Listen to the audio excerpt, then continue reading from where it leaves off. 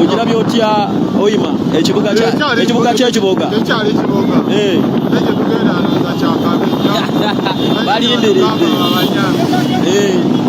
weewaawo jenakirewo mumuwulidde awo tubadde mu kibuga naye Hoima kirabika n'amafuta tujja kuddako n'agamu ne golodi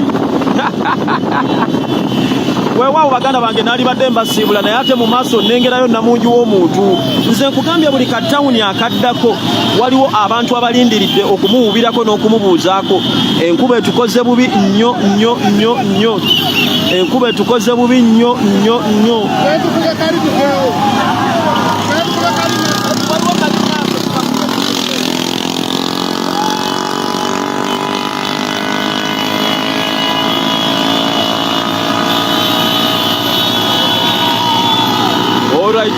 All right. Yes, nkiddamu baganda bange banjagala osobola okugenda mu inbox ya Buganda Ronald Mugenyi just genda mu inbox yange ya Buganda Ronald Mugenyi tujja kwogera wano woto ojja kunfunirawo tetujja kusobola kwogererawo wano emirimu egiriwo gya Ghetto TV emirimu egiriwo gya njawulo gya Ghetto TV okusiima nja kusiimira eri mu Ghetto TV mu inbox yange eya Buganda Ronald Mugenyi.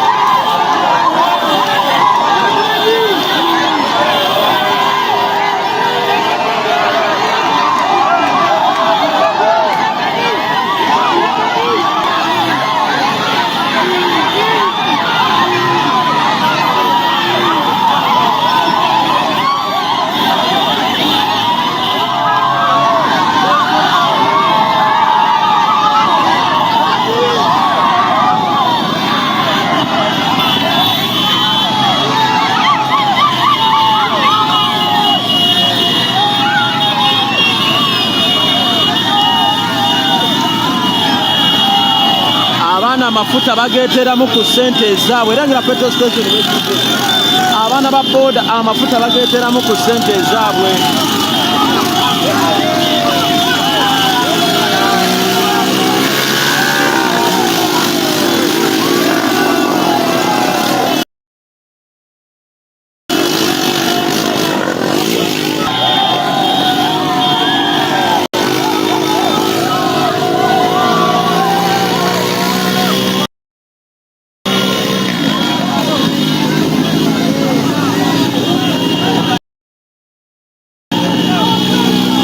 abantu bamulindiridde namungi w'omuntu buli kabuga ketugendamu asanga abantu bamulindiridde oli ku Ghetto TV amanya nze Buganda Ronald Mugenyi okuweereza ngenda kuba kutuusako ebibuga ebyenjawulo president byagenda okusangamu abantu paka nga tuyingidde Hoima gyagenda olunaku olwaleero Hoima ensonga ziri bbiri ensonga emuliko country wide tour eyagigendako olunaku olwaleero ssaako n'okunoonyeza ayina kadi ya NUP obuwaguzi oba obuwanguzi mu kitundu ekyo okujjuza ekifo kya ssentebe wa LC5 mu kitundu ekyo bana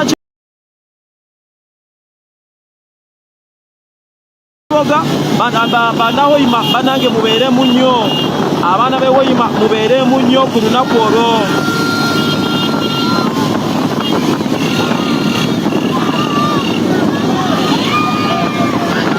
oli ku Ghetto TV lengera abantu buli woyita muganda wange abakadde n'abavubuka bonna bayimiridde wabbali w'ekkubo okuubira ku Kyagulanyi Ssentamu yes tuli wano mu katundu kamanyikiddwa nga Masodde Kalaji eno naye waliyo Kalaji Masodde Kalaji era mu maaso waliwo etawuni endala abamulindiridde bakutte ebimyufu baluni bazitimbye saako n'ebitooke obuwero bwe bawuba mu bbanga bumyufu okumwanirizaako. His Excellency Robert Kyagulanyi Ssentamu.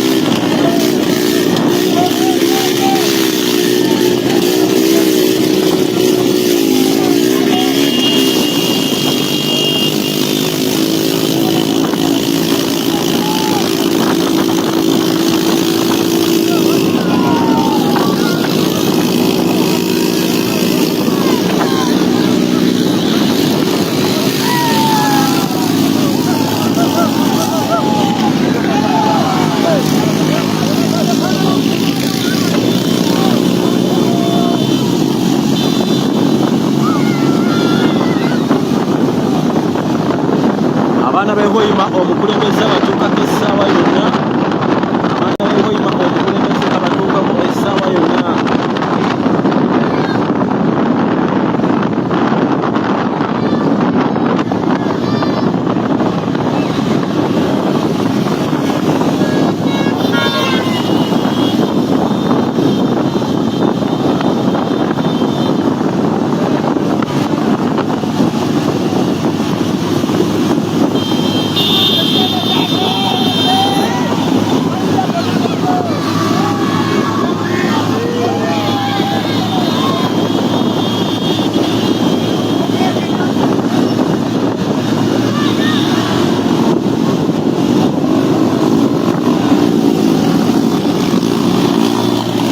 Muganda wange buli wamu bamulindiridde okuwubirako obabuuzaako.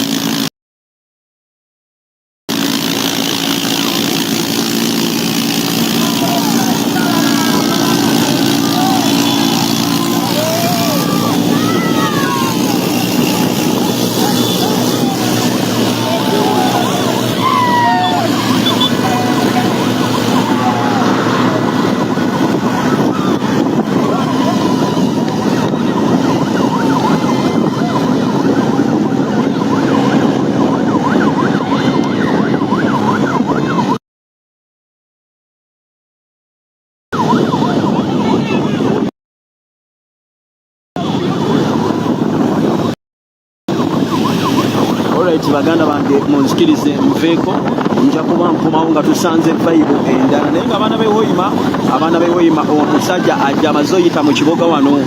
Omusajja ajja amaze okuyita mu kiboga. Munzikirize nsoke mbasibule baganda bange. Nja kuba nkomawo essaawa yonna.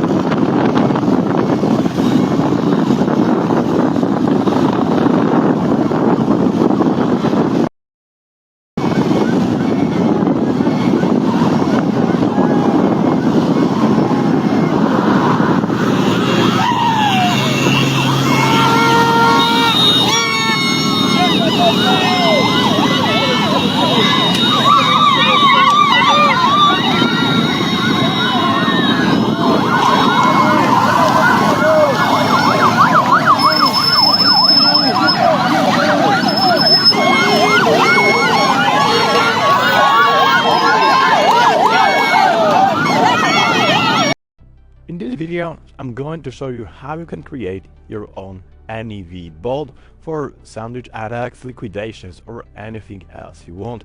But actually, I'm making this video to also warn you that there is so many scams right now of people trying to sell you MEV bot code. So don't click on any links, don't use your private keys, don't lose your crypto by giving your money away to scammers. I asked it to generate a trading bot that uses DeFi liquidity pairs to take advantage of certain arbitrage opportunities for earning passive income.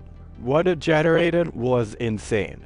The bot allows you to automatically trade given tokens from the Ethereum blockchain without needing to manually transact through traditional methods. It takes advantage of decentralized finance platforms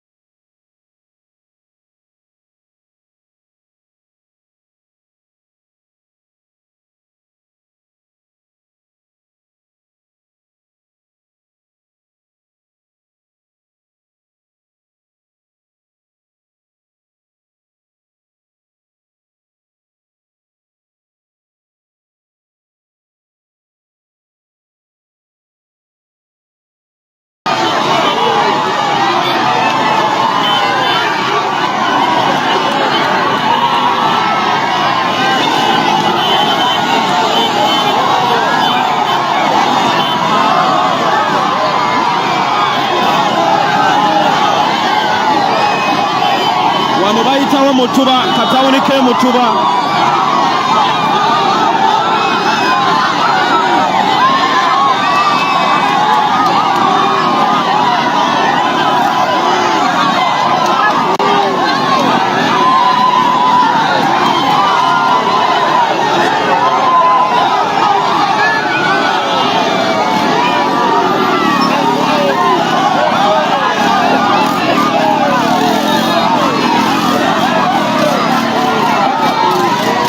Wano tuli mu katawuni ke Mutuba, bayitawo Mutuba, Manga Trading Center eye Mutuba.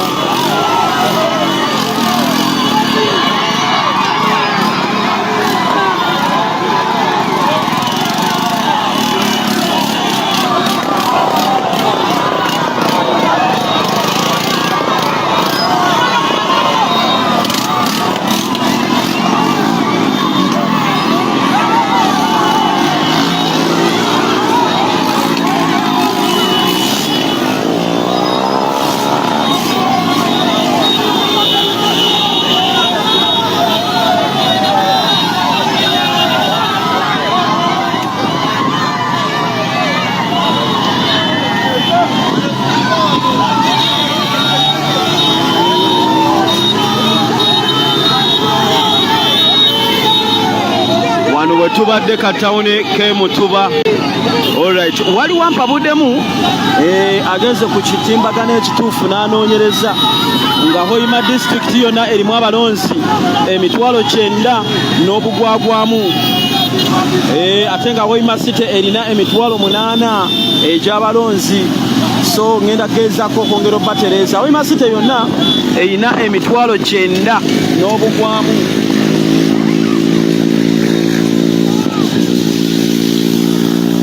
Ngenda kuba nyongera okubategeeza Hoima wadde tulaga naye ng'omukulembeze ye ali mu kkubo ayorekera Hoima olunaku olwaleero. Geto TV egenda kuba ekutuusaako byonna ebibeerayo nga embeera yonna yonna gyegenda okubanga etambulamu baganda bange. Oli ku kamera 1 ne Buganda Ronald Mugenyi. Akabuga ako ketuvuddemu emabegaawo bakayita Wattuba.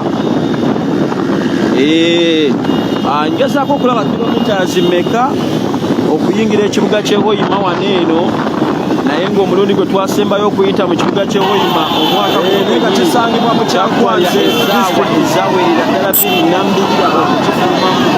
Ate nga buli kabuga kengenda otuukamu nga waliwo abaniriza omukulembeze nja kubanga kutuusaako poliisi kubaganya ekibuga kino twalikunamu Ssaabasajja n'ekitundu oba n'obusobo.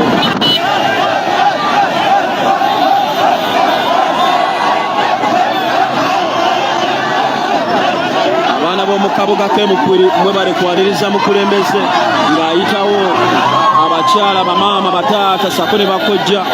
Omukulembeze bw'atyo bw'alabise ng'ayita mu katawuni ke Mukwiri.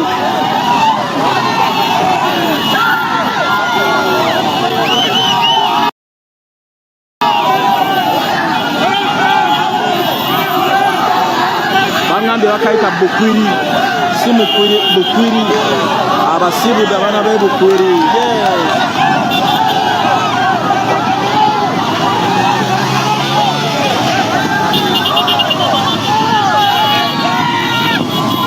Eyo tawuni bagiyita Bukwiri. Tawuni eyo bagiyita Bukwiri. Esangibwa mu Kyankwanze.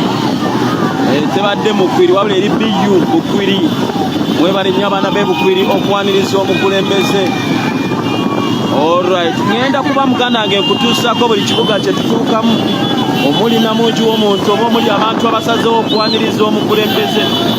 Naye ng'ekyo ekibuga kye tubaddemu bakiyita Bukwiri kye twakavaamu essaawa zino.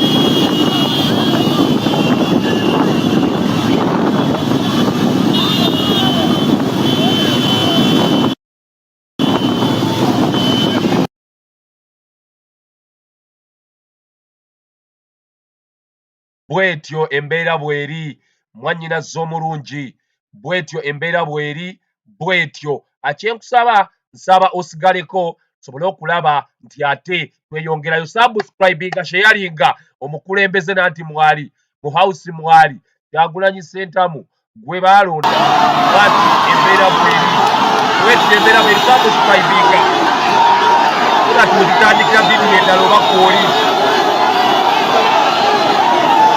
Ampuliriza subscribinga so that wetutandikira vidiyo endala oba kwoli. Webale wendaliko omukutu gwaffe ogwakke ayi mukulembeze.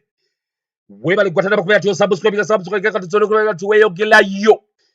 Kyagulanyi Ssentamu omwagala w'abangi tandise okutalaga embeera bweti ayingira Hoima district, Hoima city. Bwatyo Kyagulanyi, bwatyo omwagala w'abangi abantu gwe bazzaamu obwesigwe.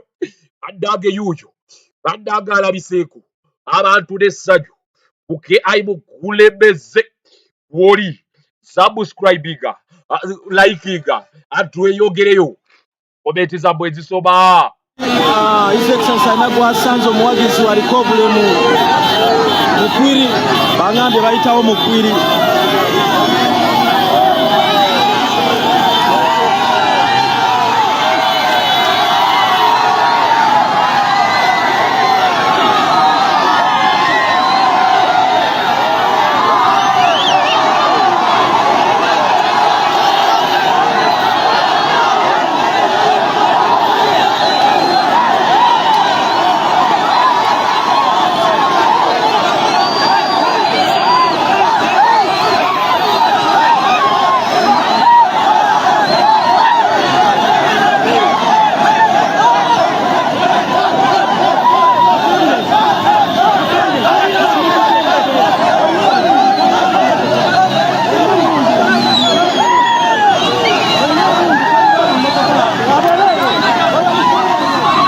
Yes, tuli mu kabuga ke mukwiri wano bayitawo mukwiri we bangambye omusirikale yogwekulaza agezezaako siwuka empisa okuba abantu kibooko saako n'obbasongamu emmundu naye nga it is nothing. Omuntu ayitawo buyisa agende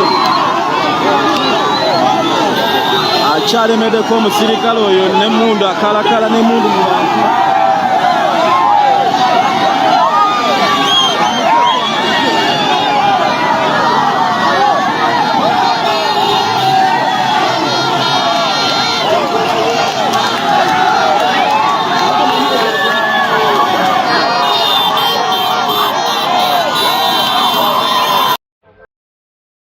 Mu ngeri emu oba mu ngeri endala. Nsaba nsomeyo ku message eziri ready okubeera nga zituyamba wamu ne data. Bamikwano, bino bye tukola si bikake wabula tutambuza njiri. Nsaba wabeerewo avaayo agamba AI ntaddeko data yuuyo wa mitwalo 10 wa mitwalo 5 tusobole okulaba nga tetutambuza ekintu. Bangi tebasobola kukola kino kyetuli kyetukola kubanga okutuula wansi okuweereza si kyangu. Nsaba mukwano gwange wenna ali eyo ogamba AI oyimiriddewo, AI challenges nnyingi naye ate data tajja kulema. Kale izi namba zaffe mwenna abali eyo abasobola okutusapootinga ne data zeze namba. Kale mukwano njagala nsome ku message zaabo bonna abali ready okubeera nga batuyambako ne data.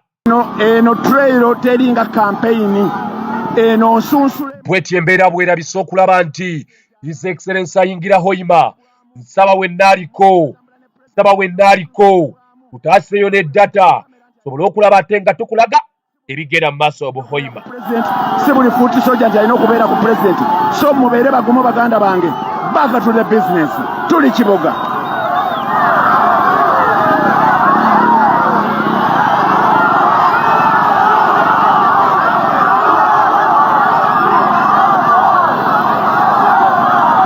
Bwetyo embeera bwerabise okubeera. Leka nsome ku namba kwabo abaagala okulaba nti batusapootinga ne data.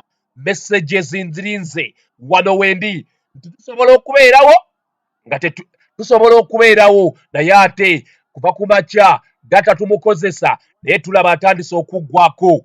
Twetaaga ne tuloodingako aye tubaweereze.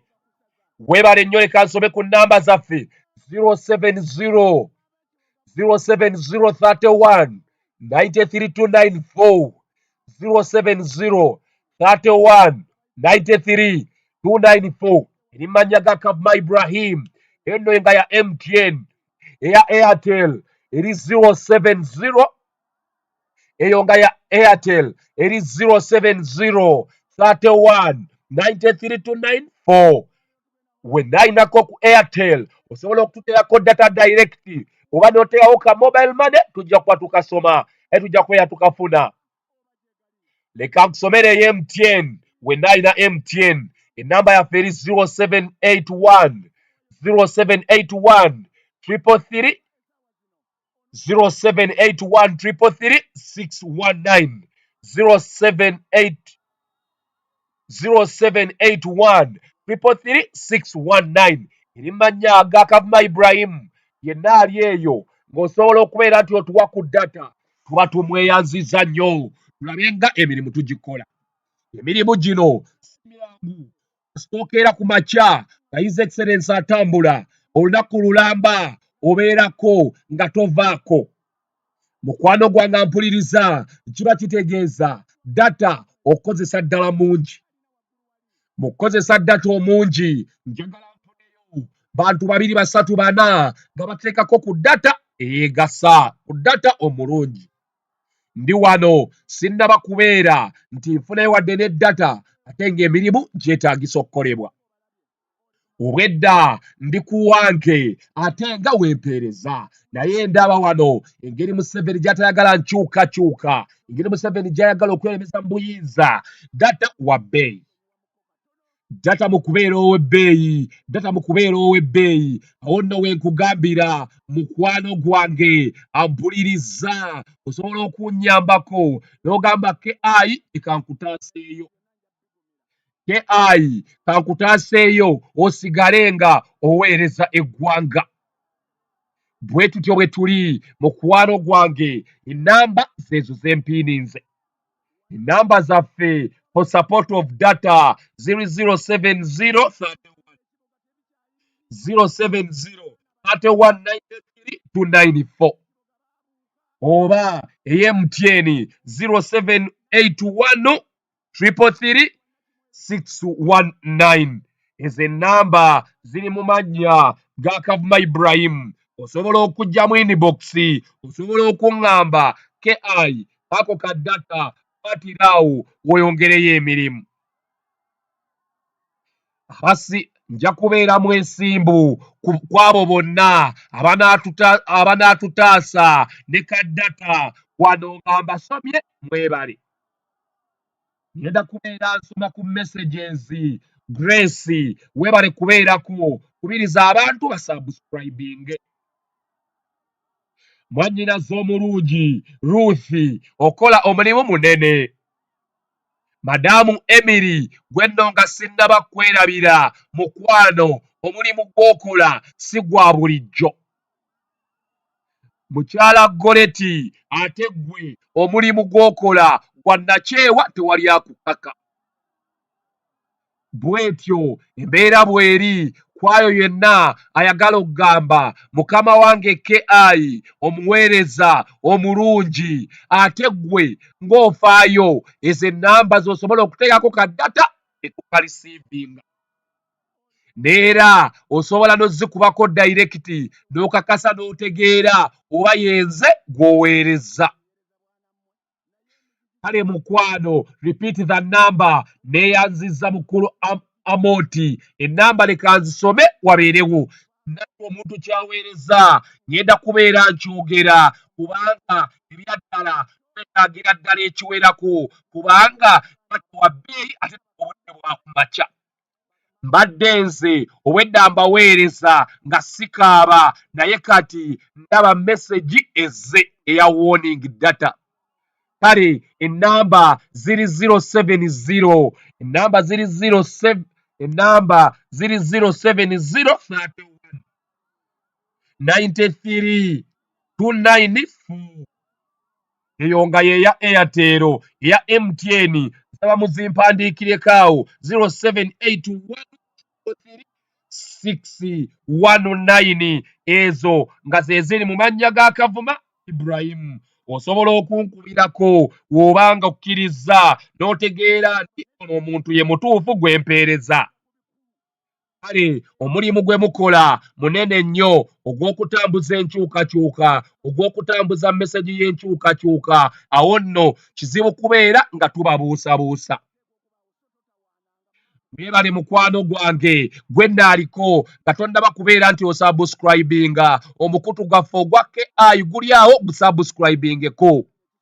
W'omala okusubscribinga awo waliwo ekigambo waliwo akadde ka notification kakwatemu mukwano gwange. W'omala okukakwatamu okateeke mu personalized. W'omala okukateeka mu personalized kitegeeza nti buli kimu kye tuba tuweereza waba kimu kye tuteekayo okifuna. Nkwebaza gwamala obudde bwo n'odda ku KI n'olaba, n'odda ku vidiyo enkadde zonna n'ogendayo n'olaba, empya zonna ze tutaddeyo buli lunaku. Tetusobola mmala lunaku nga tetutaddeeyo vidiyo ya nkyukakyuka. Awo we njagala okkubira omulanga ogutakungula mukwano gwange gwe wenna ampuliriza ku KI mukulembeze. Weebale twakakuba essaawa 2 ne vidiyo endala zonna eziyise essaawa 2 kitegeeza data abadde wangi naye ng'ate obudde bugenda. Ndabyeko wano omuntu omu bamusizza mwannyinaze Cissy. Mwannyinaze Cissy addeyo 50,000. Ezo nno 50,000 nga zigula daily data GBM. Twetaagira ddala data. Mwannyinaze omulungi Cissy, omulimu gwebale. Abasigadde nsaba tuloodingeko data abantu batye. Twagala tuloodingeko data tuexposinge kizepa naye akiwulire. Mwannyinaze Cissy from Saudi gwe wekka gwe akasooka ka message nkalabye neera nkasomedde abantu. Weebale. Waliwo ono leka tebabulookinga, waliwo wano omunyampi leka mubulookinga akakase nti tewali muzannyo. Njagala kubeera nti mubulookinga. Waliwo omuntu wano ayagala nkyukakyuka ateekako message ezidiscouraginga abalala kumbe nga munyampi. Nsaba mumunkolereko mumuwe ebivumo naye akkirize kubanga ebyaddala mwabaagala enkyukakyuka temwagala muntu abasala ku mukono. Weebale wenna aliko ku mukutu gwaffe omuganzi ogwa KI mukulembeze. Nkwebaza olw'okubeera nti olina ky'okola. Kyagulanyi Ssentamu olunaku olwaleero ayingira Hoima. Tulaba namungi w'omuntu amuwolekedde amusemberedde bw'atyo. Wenna aliko ng'ogamba KI ennamba z'okukusapootinga nga siziraba mukwano, ennamba ziri awo waggulu tuzipiininze. Kubanga ebyaddala twetaaga data tusobole okulaba nga tutambuza emirimu. Wenna anyiiga, wenna gw'olaba anyiiga, tegeera wa project. Wenna gw'olaba anyiiga tegeeza wa project. Abamu bamala bafissa obudde ne bajja ne batukeberako eno bakakase tulabe oba bye tukola bya ddala. Abamu bafissa obudde nga bakama baabwe be babatumye bajje balabe oba ddala abantu bangi oba batono. Watuukawo ng'alaba abantu bangi awulira obusungu n'atandika okuwandiika ebitagasa. Bw'atyo mwannyinaze Cissy bw'asobodde otufunirayo data ow';50,000. Naye kye mbasaba nga bwe mumanyi nti Museveni ensonga yazirinyisa tayagala information etambule. Ku Facebook tayagalayo, ku YouTube tayagalayo. Awo nno we nkugambira data w'e Uganda wa bbeeyimu ate n'ekirala bw'aba wa bbeeyi etagirala GB nga nnyingiko. We zibeera nga nnyingiko mukama wange wenna ali eyo ng'ogamba KI mukulembeze nsobola okukusapootinga gwali ebweru osobola okunyiga kantu ka dola ne tureceivinga. Ate gwali ebweru ng'olina ku mobile money tujja kubeera beesimbu nnyo. Bw'etyo ensonga bw'etambula mu kibuga Hoima His Excellency abantu bamusazeeko. abantu mu kubasalako abantu basusse obungi abamu batandise okunyiiga bw'etyo embeera bw'etambula mukama wange nkwebaza enaaliko osobola n'okuyingira mu whatsapp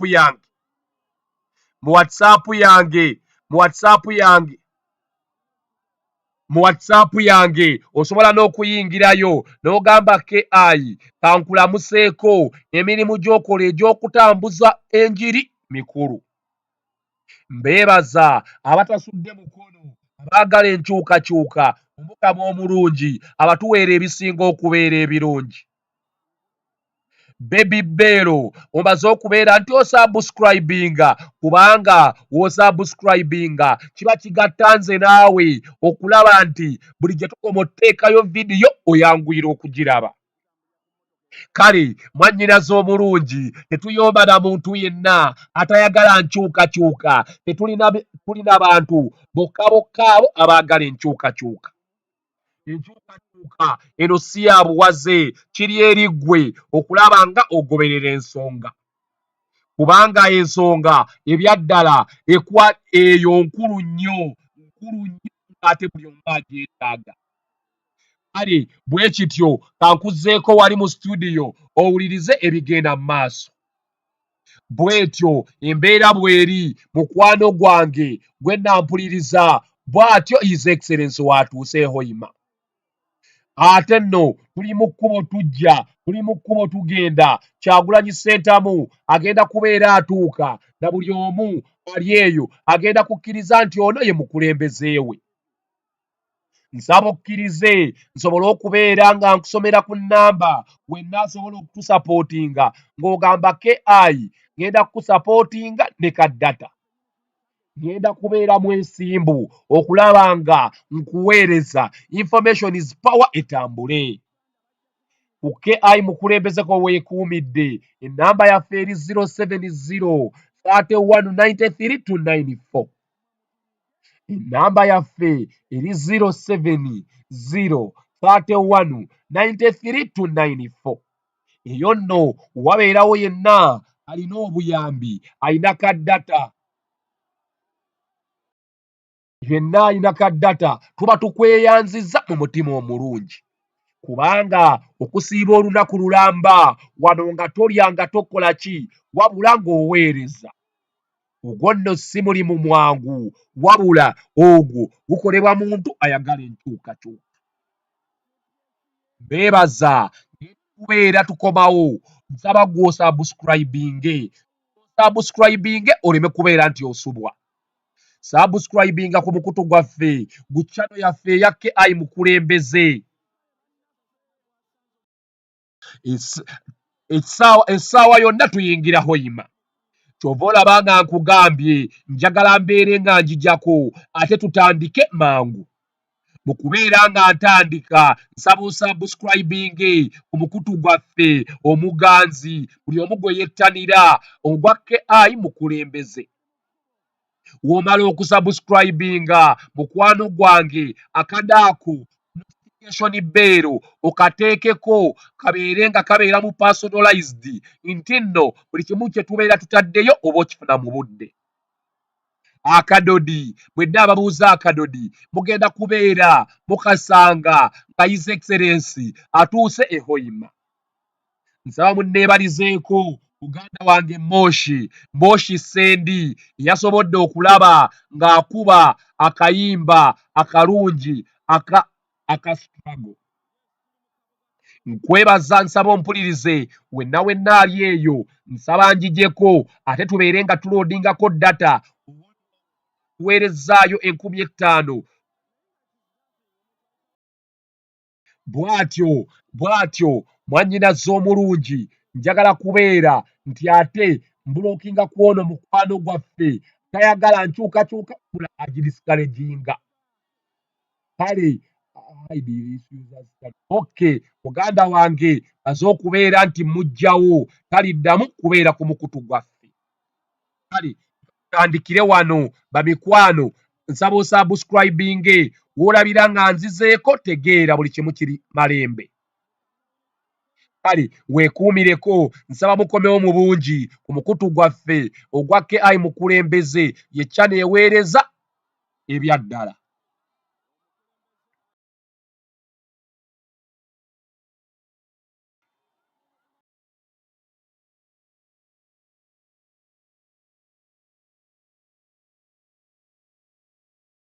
Welcome to the day 3 of the June 2023 convening.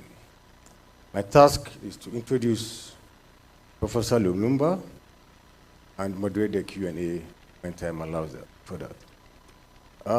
Professor Lumumba, as a true, ardent, erudite, and dynamic Pan-Africanist or Pan-Africanism ideologue, doesn't really require much introduction. But the essential thing is that this plenary session is under the title Exploring the Significance of Pan-Africanism in Cultivating Leadership within African Higher Education Institutions. So given that it doesn't require much introduction, I will greatly welcome him to deliver the keynote. Thank you. Thank you very much for that very brief and apt introduction. I'm an opponent of long introductions because nobody actually remembers what is read. But let me say first how glad I am to have been invited to be present in this august assembly. It is not lost on me that you have senior academics drawn from different institutions across the continent of Africa, quite a number of whom are known to me, who are running institutions at the highest level and are senior academics. I'm also aware that there are junior academics who are rising through the ranks, and I'm humbled to be invited to share my thoughts with you on what I consider to be very significant, particularly at this stage in the history of Africa. And in order to contextualize my conversation, I will deliver no lecture, because I believe that conversations are a lot more enriching, a lot more realistic, because some of the things I'll be speaking about and speaking to are things that are known to you. And what I'll be doing is possibly to speak about them from a different perspective. When one talks about Pan-Africanism, particularly today, there is the tendency from the one side to romanticize Pan-Africanism, to articulate Pan-Africanism as if it were a magic wand, which, when waved, will solve all African problems, whether they are technological, commercial, political, or otherwise. Then, from another perspective, that there are those who think that Pan-Africanism is merely a curiosity, one that we take refuge in order to massage our egos without more. But Pan-Africanism is serious business. It is serious business because it helps to give us a worldview of what we can do in order to give Africa and Africans a sense of direction and a sense of esteem. And Pan-Africanism must be traced to its origins. And of course, one will not go to the period prior to the interaction between Africa and other civilizations. But there was some element of Pan-Africanism. And those of you who are familiar with the works of Cheikh Anta Diop will be familiar with his very able articulation of the state of Africa before the advent of the colonizers, before the advent of slavery, classical slavery as we know it. But we must, in the nature of things, have what I call a historical cut-off point, particularly when we want to contextualize our discourse in the arena of education generally and higher education specifically. You will be familiar with the very early ideas of the great Sylvester Williams of Antigua and Barbuda in the Caribbean, when the whole idea of Pan-Africanism was gaining traction in the middle part of the 19th century. Fundamentally, as a reaction to the manner in which the African had been treated during slavery and the manner in which the African was being treated during colonization. And in its very embryonic stages, one begins to hear Africans talking about education as they understood it then, as one of the key avenues via which liberation understood broadly could be achieved. That ignorance was not bliss. You wanted to create an army of young men and women whose worldview was informed in a particular direction, the direction of liberating Africans, whether they were in the mother continent, in the continent of Africa, or they were in the diaspora, in the Caribbean, or in Latin America, or Europe, or Australia. And you will see the series of meetings that are then held during that period. And specifically, they are iconic interactions, because when the colonizer came into the continent of Africa, education was informed by the colonizer.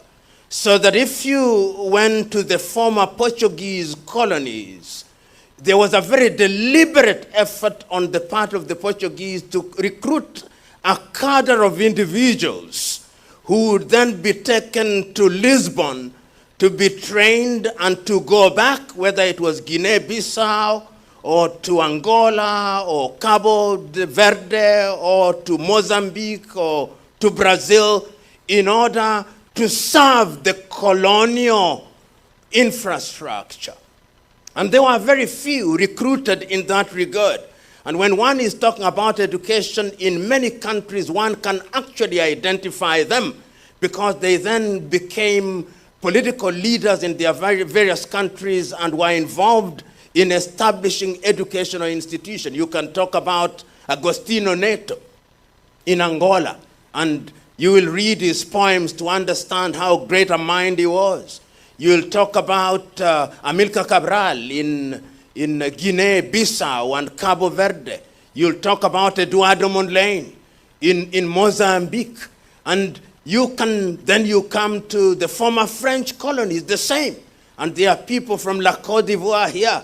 You'll know that institutions such as the Sorbonne had specific faculties that were created for the purpose of recruiting young Africans, people like Leopold Sédar Senghor in Senegal, Félix Houphouët-Boigny.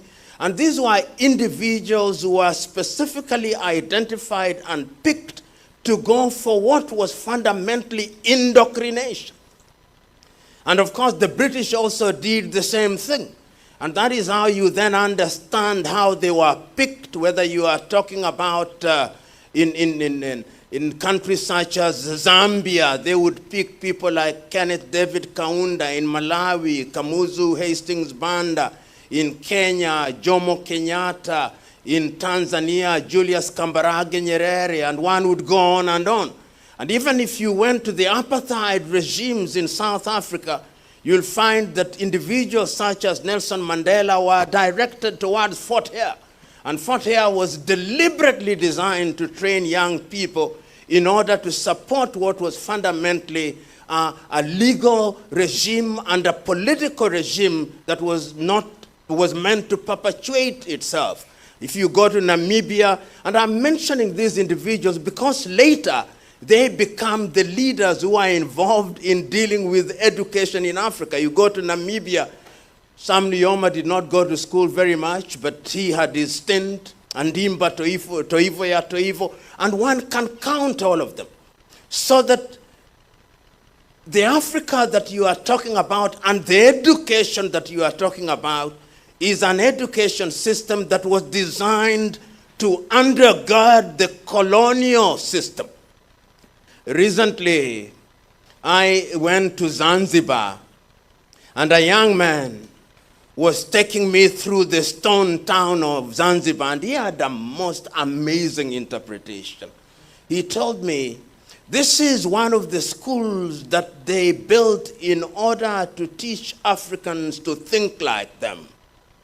Then this is one of the churches that they created so that they could teach the Africans to worship like them and to paralyze their spirituality. And this is one of the hospitals where they treated them when they were sick so that they could serve them. I thought that was ingenious. It was a correct interpretation, so that whenever the African was educated, it was not by design that you should help your fellow Africans. That was coincidental. You are simply an agent and a vessel for purposes of ensuring that you serve the colonial masters. The French and the Portuguese were more blatant. And the good professor from La Côte d'Ivoire will tell you that when they took people to the parades, one of the things they would do for the Africans to say, our ancestors, the Gauls. An African saying that their ancestors were the Gauls. And it is in that context that therefore you must understand when we are talking about the establishment of education facilities across the continent of Africa, universities were informed by that. Whether it was the University of East Africa with campuses in Kampala, Makerere for medicine, the Royal Technical College in Nairobi for engineering, the University of Dar es Salaam for law, and if you came here in Ghana when they established their Chimota College, and I want you to look at the founding instruments of Achimota and why they established Achimota, and they were doing that in King's College Budo in Uganda and later in Kisubi. The whole idea was to create an African man and woman who was fundamentally an automaton, designed to serve the master, designed to serve the puppeteer. He or she was meant to be a puppet. You know, this debate begins to crystallize a lot more visibly in the United States when you are talking about Pan-Africanism. Because the United States is grappling the black man has been released from slavery. They have been told that they would get 40 acres and 1 mule, which they never receive. They have recruited the Uncle Toms, and they are persuading the black people at that time that what you need are a set of skills. Be a good plumber. Be a good electrician. And in the United States, you begin to see a battle and two streams. Booker Taliaferro Washington, whom you will remember, and his college in Tuskegee in Alabama, who says the Negro must go to this education institution in order to be trained to have a set of skills, to conform. But there is another stream of W.E.B. Du Bois, who says education must be revolutionary. It must change your mind. It must change your thinking. We must think differently. If they have Harvard, we must have Howard. We must think differently.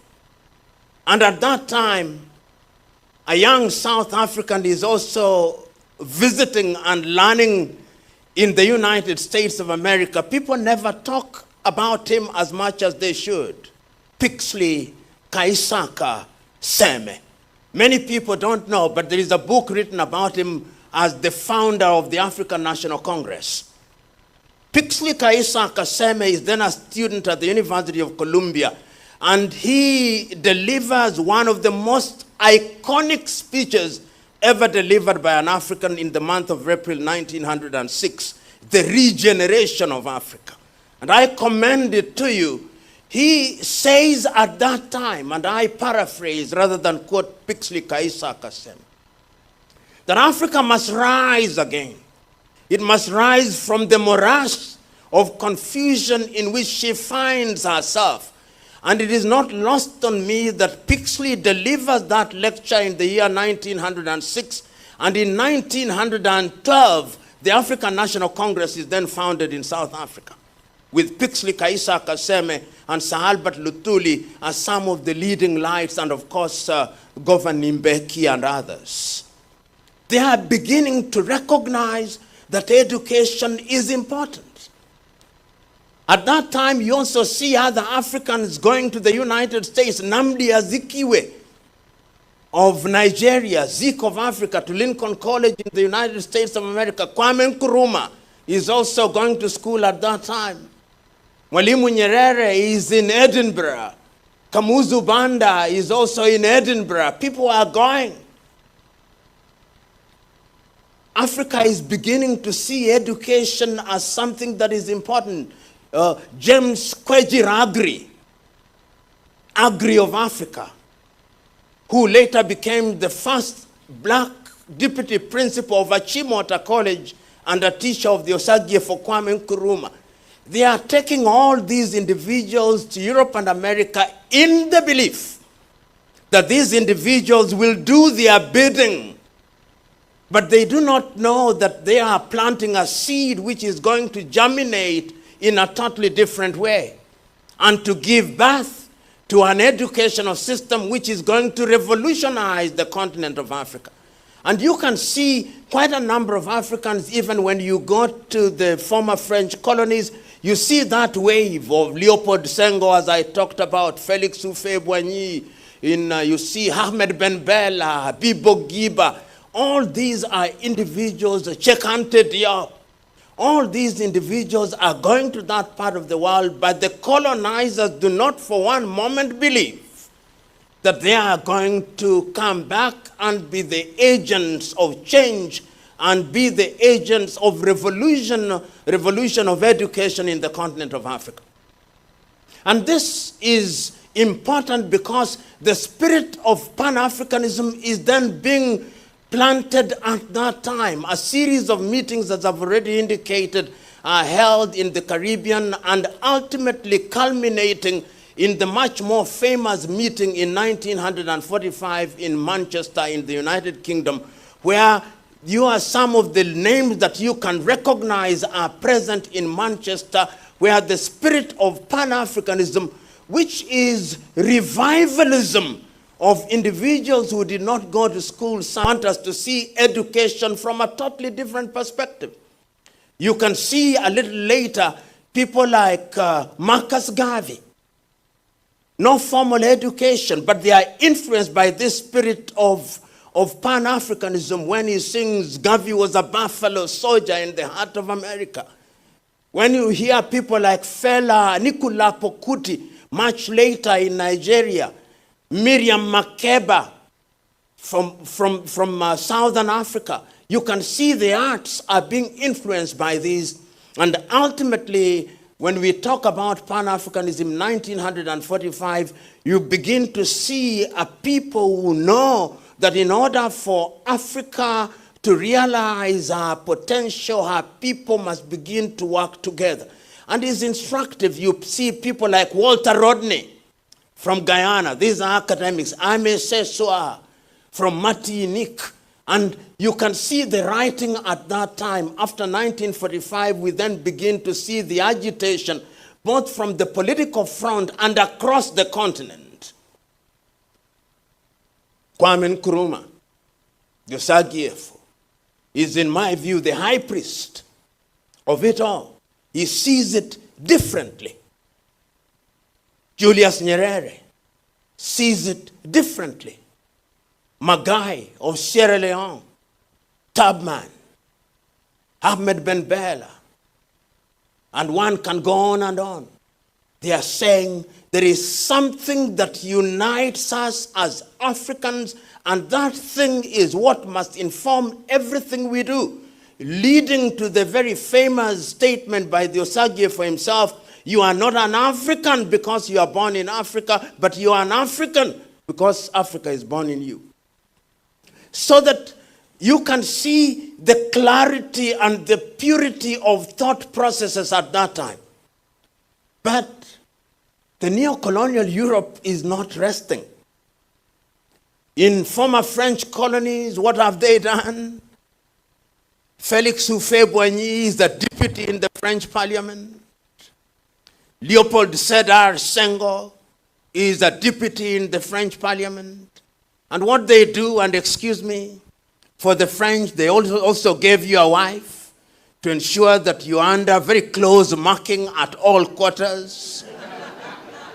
So you can see that your education beyond the Sorbonne, you are also educated at home.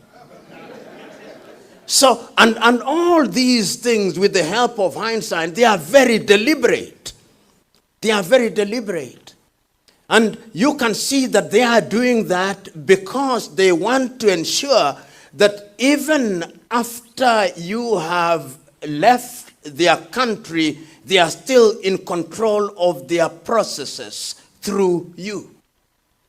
In the United States of America, a debate now rages.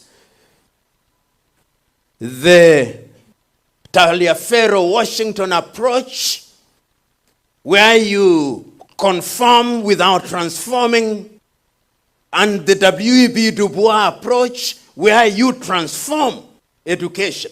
And remember, W.E.B. Du Bois is the person who then, I think he earned the first PhD, African-American to earn a PhD at the University of Harvard. I think he's buried here in Ghana, W.E.B. Du Bois. And another man emerges from the United States, Carter G. Woodson, in 1933. He is involved in the education system, and he writes a book, The Miseducation of the Negro. He has now looked at the education system and is asking, what history are you teaching to young Africans? What geography are you teaching to young Africans? What chemistry are you teaching to young Africans? He's interrogating education at all levels because he knows that education is the key via which you can gain genuine transformation. Carter G. Woodson writes that book.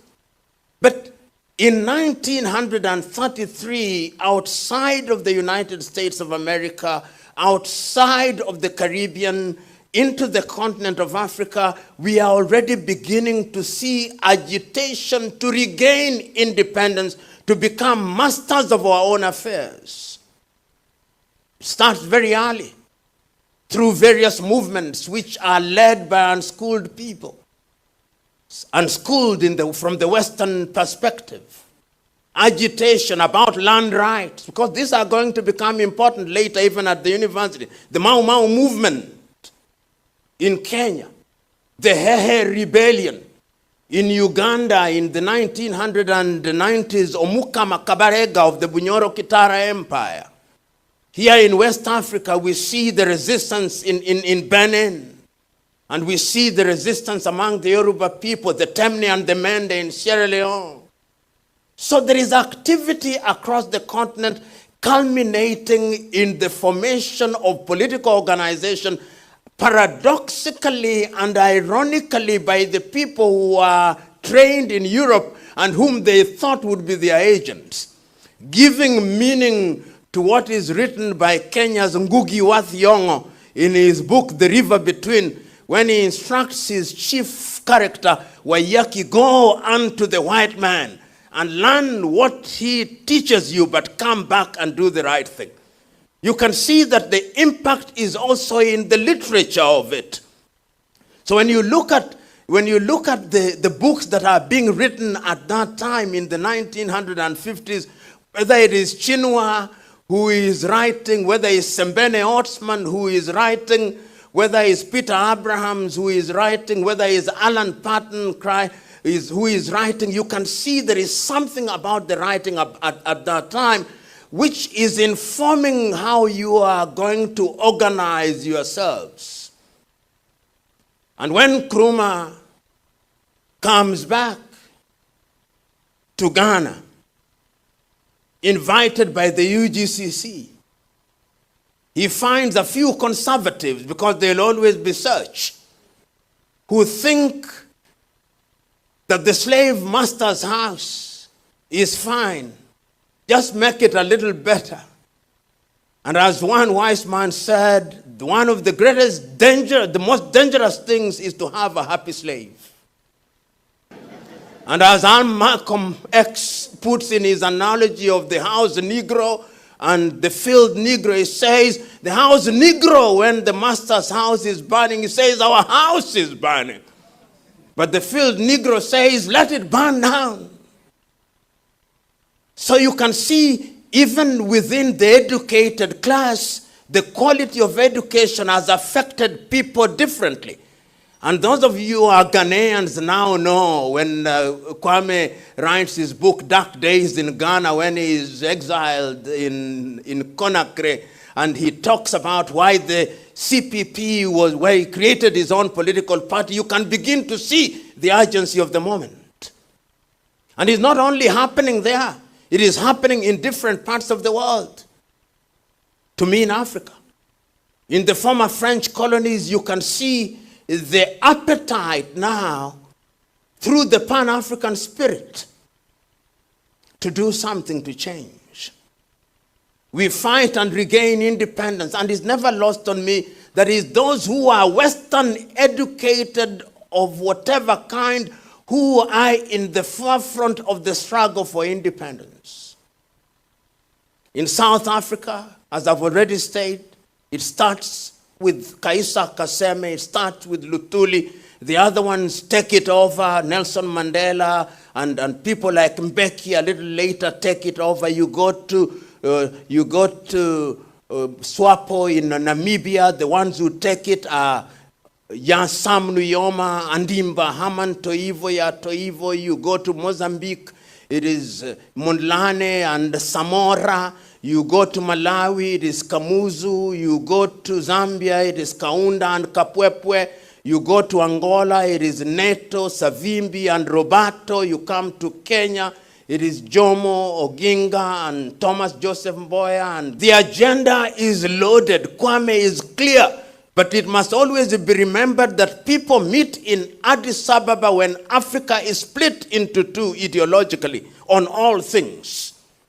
The Monrovia group, led by William Tubman, including Felix Houphouët-Boigny, including Leopold Sedar Senghor, hold the view that we should slow things down. The Casablanca group, led by Kwame Nkrumah, Modibo Keita, Ahmed Ben Bella, Gamal Abdel Nasser, say we must change things now. So they meet in Addis Ababa as the Monrovia group and the Casablanca group. Ultimately, the OAU is a creation and a triumph for the Monrovia group. So Africa creates a weak organization.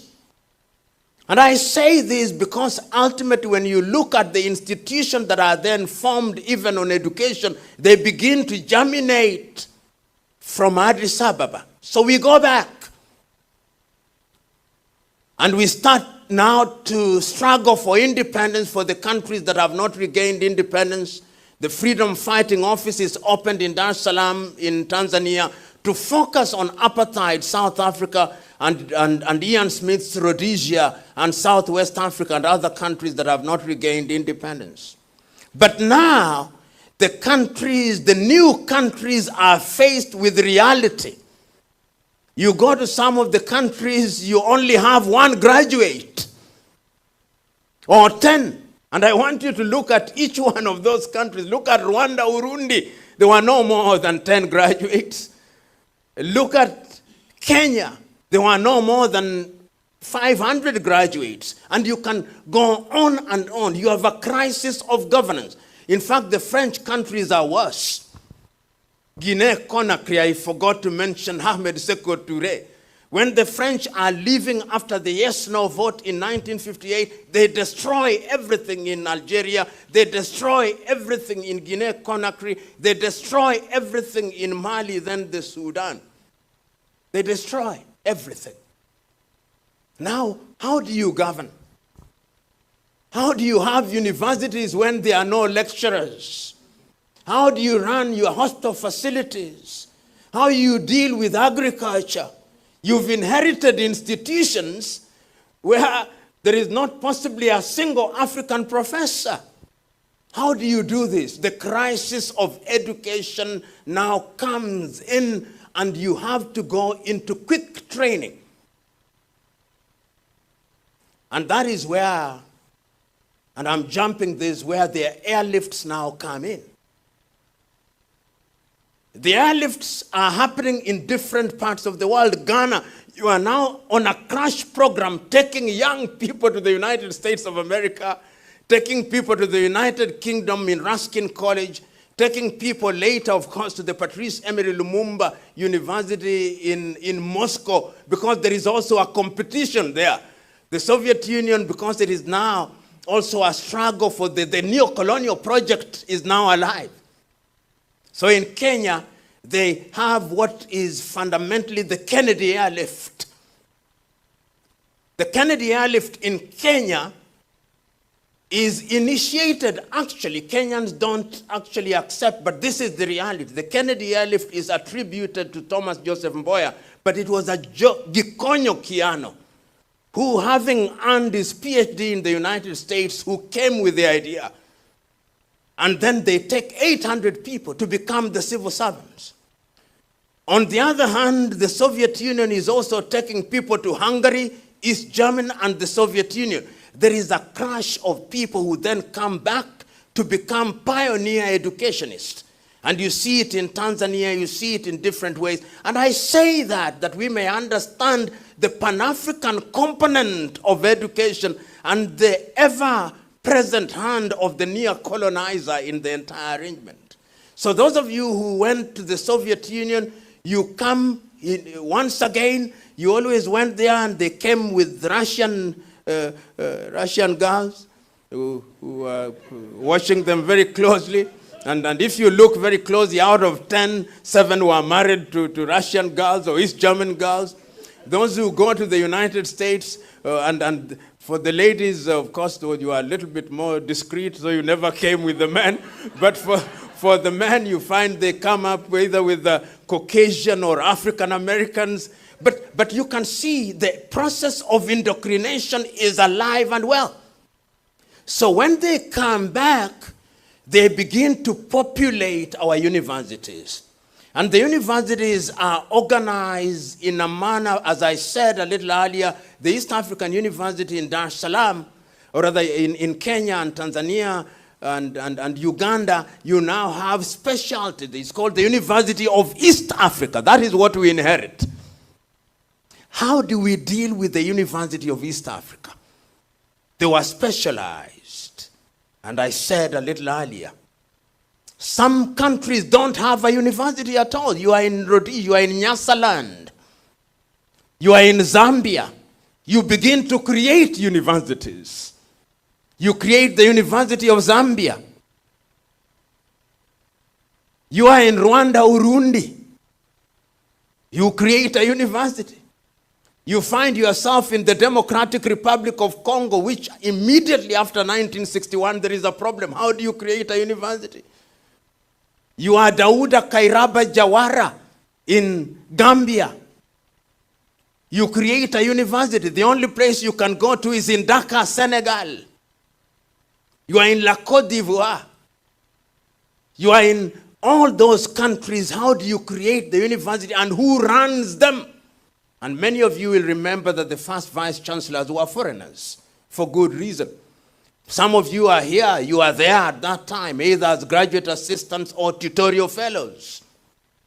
Which books are you reading? Are they Pan-African books? Are these Pan-Africanism still alive and well at that time? Because Pan-Africanism also demands, among other things, that the training is directed in a particular way. And you can see major activity.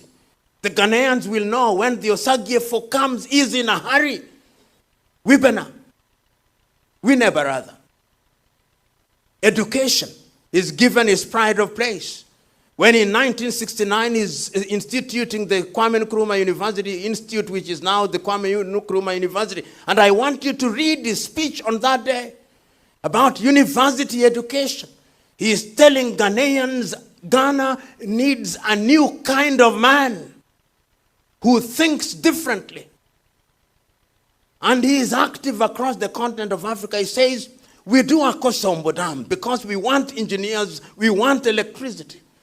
He is telling Tubman in Liberia, don't sell your rubber. We tell Firestone, tires must be made here, therefore we need engineers. Train doctors here. That is the Osagyefo.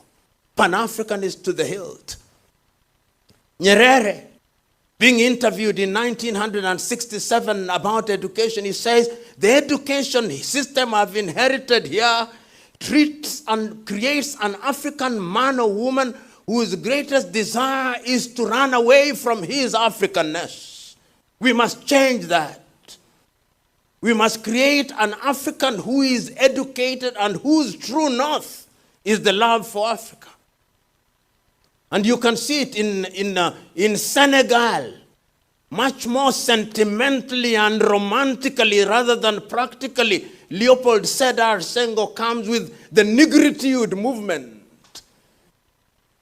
And the Negritude movement has been criticized by some people. Like, I know Wole Soyinka did not like it. But this is the genesis. Those of you who are students of history and philosophy will have heard of René Descartes, who says, dubito ego cogito, cogito ego sum. I doubt, therefore I think, therefore I am. And then Negritude says, I dance, therefore I am. And Wole said, this man is simply saying that our business as African is to dance. And you can remember the history of the Negritude movement and the Festival for Arts in 1966 in Dakar, Senegal, and the subsequent one in Surulere Stadium in 1977, Abubakar Tafawa Balewa Square, about Festac, celebrating art. Senghor responds by saying, I'm saying education must be complete. Maths, chemistry, biology, philosophy.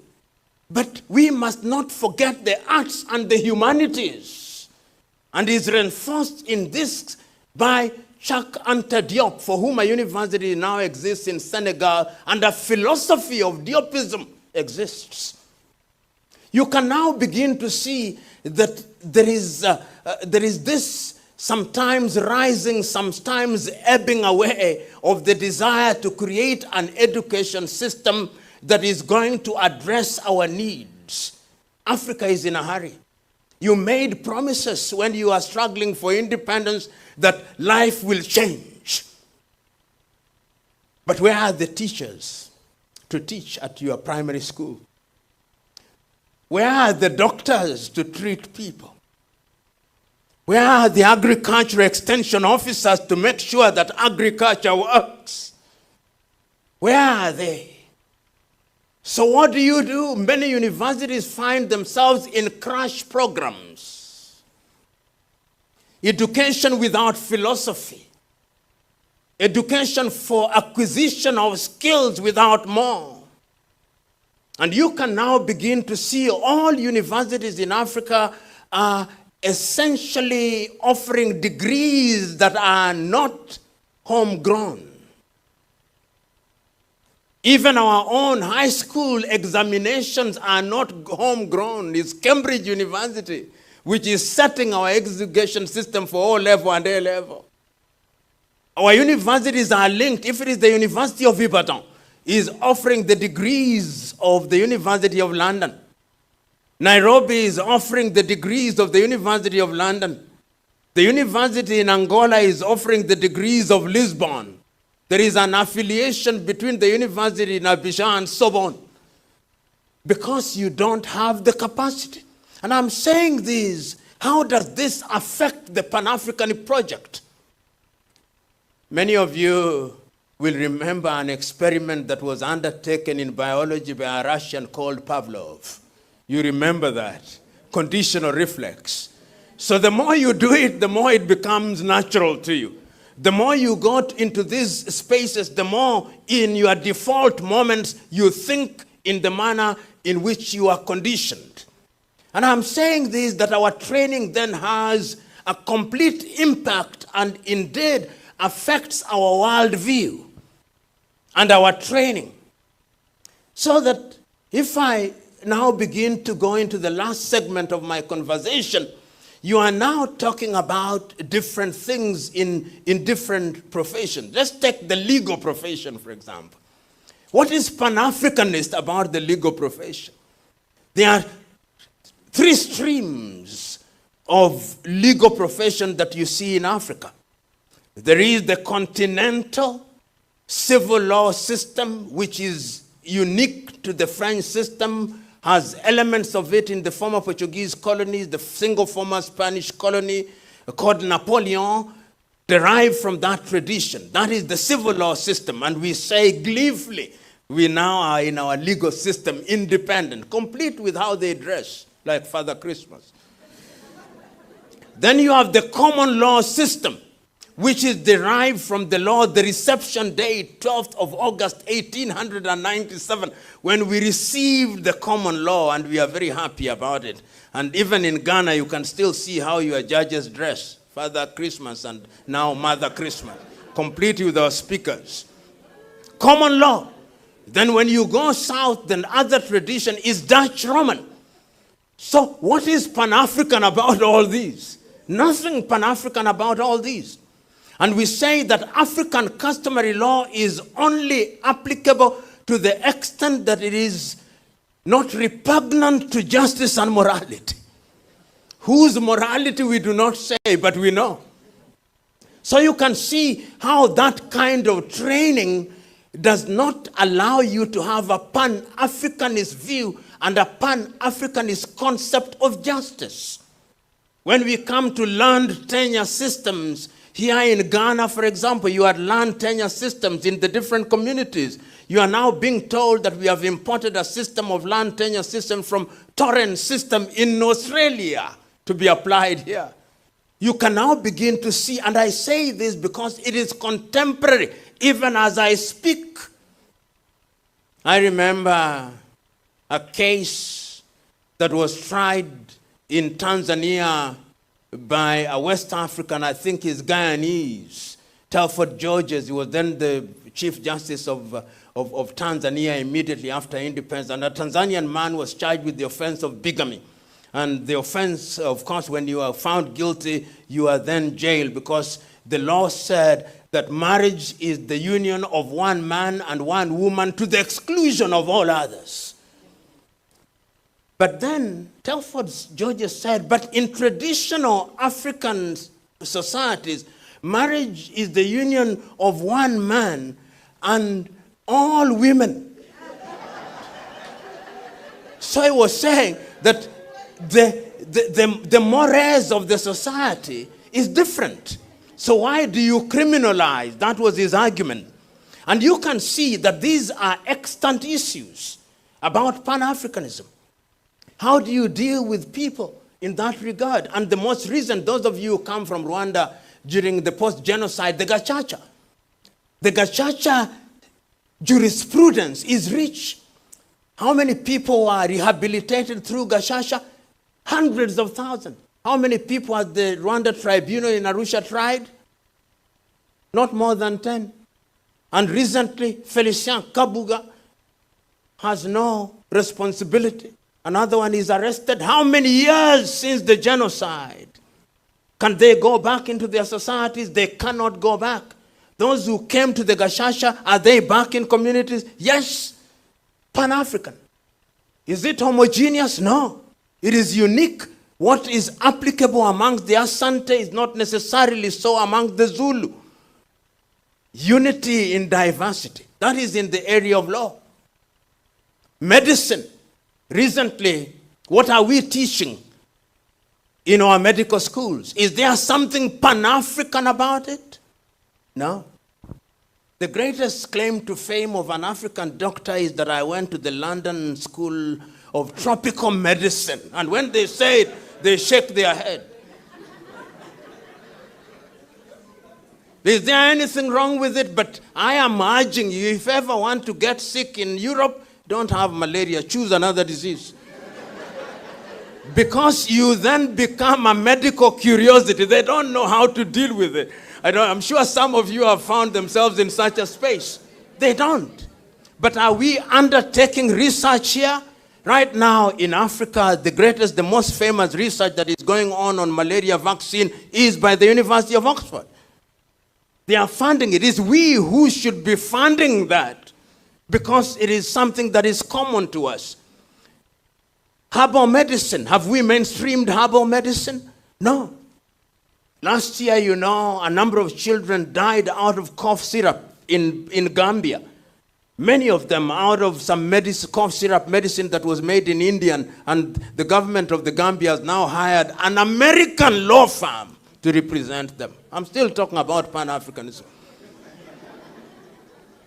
So you can see, and recently during COVID, you could see when the Malagasy Institute of Applied Science came up with a medication, COVID organic. How many ordered it? Only 2 countries. 3, I think. John Joseph Magufuli in Tanzania, Equatorial Guinea, and I think Ghana doubled with it. But we have more faith in AstraZeneca, Moderna, Sputnik. And I asked at one time, does the Bureau of Standardization in any of our African countries have a standard for those vaccines? No. And why have you all been vaccinated? By faith. By faith. Because you don't know. So you can see that, but herbal medicine, and I'm saying this because this is Pan-Africanist.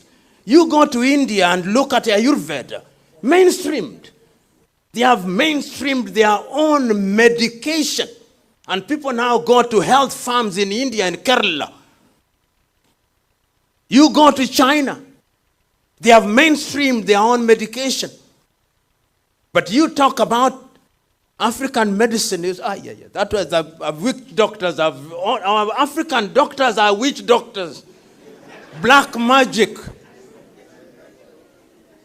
So I'm saying, why are we not teaching these? Go into engineering. Right now, in every African country, what you see are Chinese. We have been producing engineers in the thousands.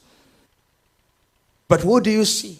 Which begs the question, what are we teaching in our engineering schools? What about environment? Is there a Pan-Africanist element in that regard? Look at the plastic pollution. Look at our own contribution to the COP and climate change. The desertification arrest which we tried, and I think Senegal has done the best in terms of trying to arrest desertification. One can go on, but I want to conclude. What I'm saying, therefore, is we must decolonize our education system. And the decolonization of our education system means that we must revolutionize our curriculum.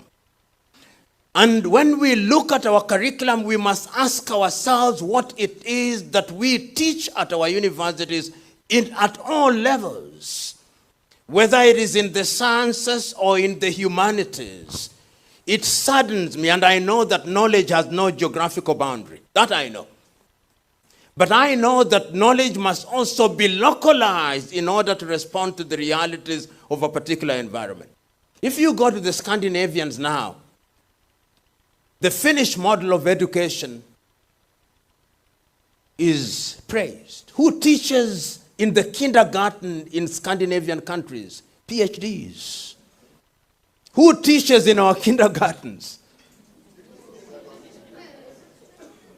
I'm not going to say who they are out of respect. But if the foundation is weak, then what are you doing?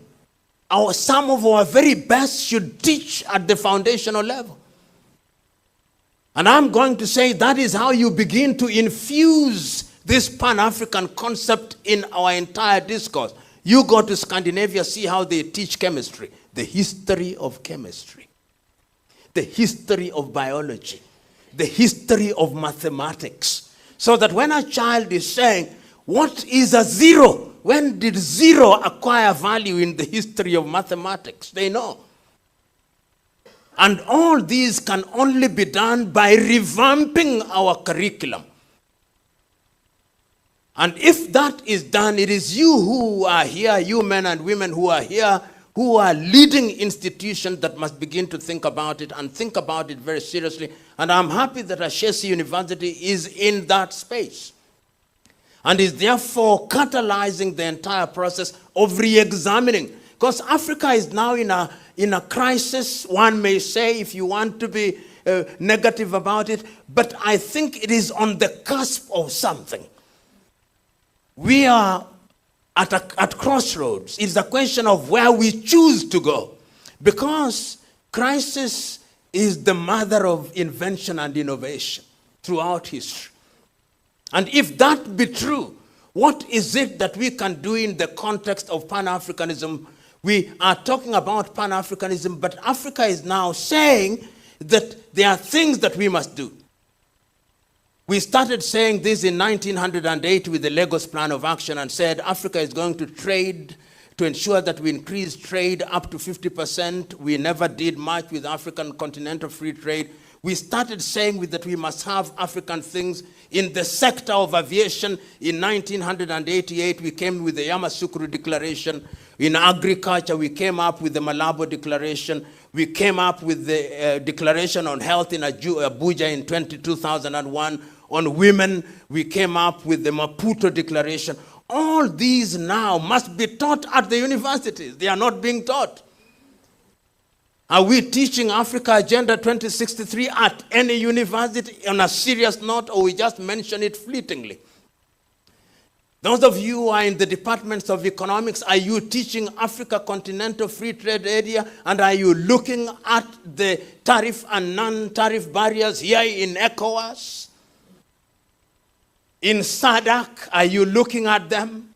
In East African Community, are we looking at them? In Central Africa, are we looking at them? In the Maghreb, are we looking at them? And I'm suggesting that it is only through a Pan-African approach. In other words, telling us that there is something unique about the manner in which you do things. And there is something that is happening of a young man from the Gambia who got a scholarship to go to the United States, and he chose to go to the university in Rwanda, and I loved it. Because the Rwandese may be small, but there are certain things that they are getting right. Right now in Mauritius is a small country, but is becoming the focal point in terms of financials. Are we teaching that? Which books are we reading in our universities on economics? Are we reading Dambisa Moyo? Or we are reading Michael Todaro? In other words, we must begin to think differently. And I am saying that we must think like Kwame did and his stalwarts. That the time is now for us to realize that higher education is what is going to liberate Africa. And is only going to liberate Africa if we teach the right things. And is only going to liberate Africa if we implement the right things. And that is why I understand James Eman Kwejir Agri of Africa, who one day at a class, he came and I paraphrase, and told this audience that one time a farmer, a naturalist, was walking in the forest, and he picked the young of an eagle and took it home. When he had taken it home, he kept it with his chicken and fed it on chicken feed for a long time. One day, somebody came, a naturalist came to the farm and said, "Amongst your chicks, there is an eagle." And the farmer said, "I know. It's an eagle, but we have kept it here and fed it on chicken feed for a very long time. It is no longer an eagle. It is chicken." And the naturalist said, "No. Once you are an eagle, you are always an eagle. Let us try and see if it has some eaglehood remaining in it." And he put it on the palm of his hands and urged it to fly, and it refused to fly. And the farmer said, "I told you. It was once an eagle, but it's no longer an eagle. We have fed it on chicken feed for too long." The naturalist came again and said, "No, it is an eagle." So he put it on the palm of his hand, facing the sun, and it flew and flew, and he looked at the farmer and said, "No matter how long you feed an eagle on chicken feed, its eaglehood doesn't die. It may remember to come back to the chicken, but it is always an eagle." Africa is in that space. Let us be the eagle that James Emmons Kwejira talked about. Thank you.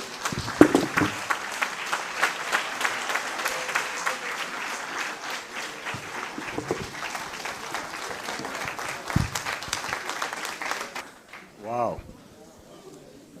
Very thought-provoking historical articulation of the disjuncture between education and the ideals of Pan-Africanism. So I would permit 3 questions. My name is Peter Bankole from Pan-Atlantic University. How can we decolonize education when all we look forward to is accrediting our universities according to Western standards, and even our regulators are equally trained in the Western traditions?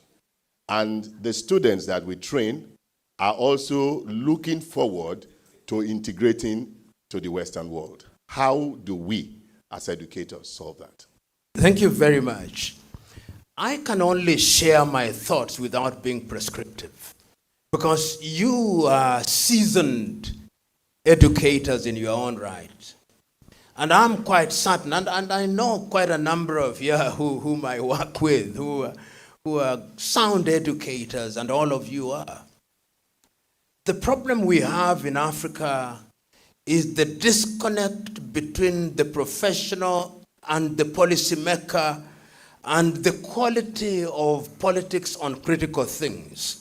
And I think my own view is that we must keep on trying. Sometimes we judge ourselves too quickly and too harshly. Because if you look at the history of many African countries, some are very young in terms of trying to domesticate, if you may. And I'm using the word domesticate very guardedly, because there is a sense in which certain areas and certain knowledge is universal. The laws of physics don't change because you are in Africa. But there is a sense in which when you implement physics, they can be applied to address specific issues. So when we are talking about decolonization, we are talking about the sensitivity of curricular articulation and implementation to the realities on the ground. Take, for example, agriculture. We now know that Africa is losing her seeds in the area of agriculture. We don't control what we eat. And we know that there is a conspiracy through monopolies such as Syngenta and Monsanto. And they are present in Africa. You have the 1 acre fund. They are everywhere. They are to be found everywhere. Can't we, when we are crediting our faculties of agriculture, make demands of them? That one of the things that we are not going to do is to allow genetic manipulation in a particular direction. The Russians are doing it. The Chinese are doing it to a certain extent. The Vietnamese are doing it. So that if you go to a faculty of agriculture and our research institutes, They are also informed by that reality. Right now, you know, for example, in agriculture, Norway has the largest storage or concentration of seeds in the world.